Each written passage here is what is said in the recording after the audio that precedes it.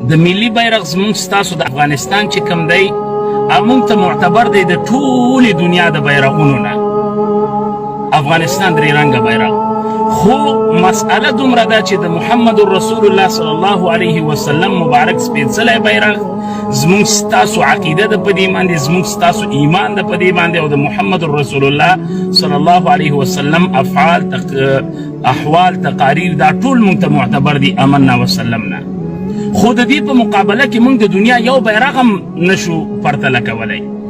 نن که اسلامي امارت راغلی دی د دوی چې کوم سابقه دوره وه دوی په خپله دوره کې اسلامي نظام کې همدغه د افغانستان اسلامي امارت چې کوم سپین مبارک بیرغ و دا اوس د درې رنګه بیرغ په مناسبت چې دی د اسلامي امارت د مشرتابه لخوا نه خبره کیږي. تاسو لږ صبر نه کار واخلئ، تحمل نه کار واخلئ. مونږ ته معتبر دی ما تاسو ته ویل، خو البته د اسلامي نظام د اسلامي بیرغ په مقابله کې دا مونږ ته یو د دنیا بیرغ معتبر نه دی.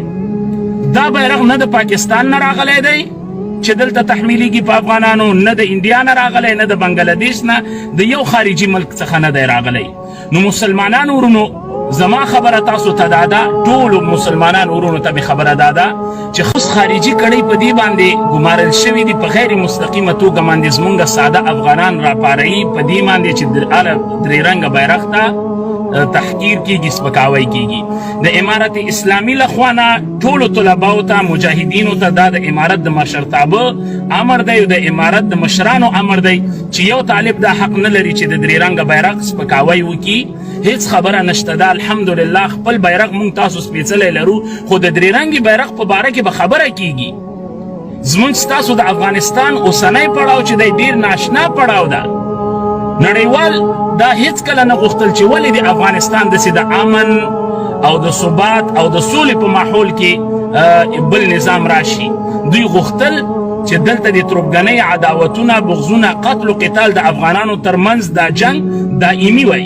اوس الحمدلله نه قتل شوی نه قتال شوی دی، الحمدلله.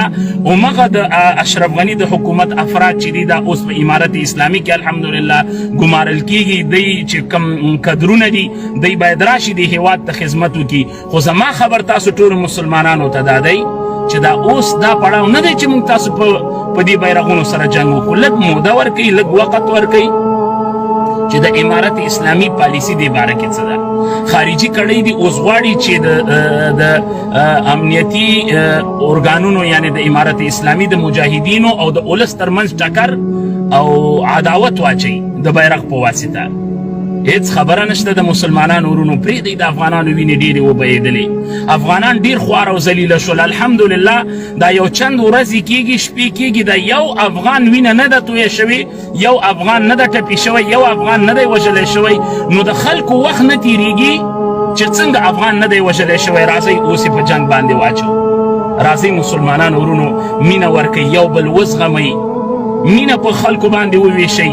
امارت اسلامي مجاهدینو ته زما دا خواست دی او دا خبر دی چې هیڅ کله به د مسلمانانو د افغانستان د ولس سره په تیزۍ باندې چلن نه کوئ، برخورد به ورسره ډېر بهترین کوئ. هیڅ کله به دوی نه ازاروئ. د دوی امارت اسلامي ته اوس الله جل شانه یو ناشنا موقع او فرصت ورکړی دی چې د افغان ولس باید په بهترینه طریقه سره خدمت وکړلی شي، په بهترین هغه احسن او اتم او اکمل طریقې سره.